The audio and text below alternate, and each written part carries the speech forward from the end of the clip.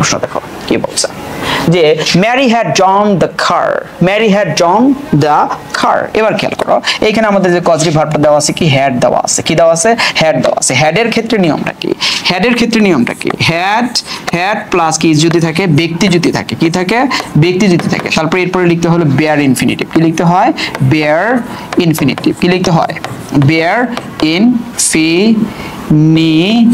Infinitive, infinitive bare infinitive. Bare infinitive মানে কি সেখানে কি টু থাকবে না, ইনফিনিটিভ থাকবে কিন্তু সেখানে টু থাকবে না, টুটা উজ্জ্বল থাকবে। এবার খেয়াল করো তো যে ম্যারি হ্যাড জন ড্যাশ কি বেয়ার ইনফিনিটিভ কি আছে উড ওয়াশ হবে না, এইখানে দেওয়া আছে বি নম্বর হচ্ছে আনসার ওয়াশ, ওয়াশ দা কার।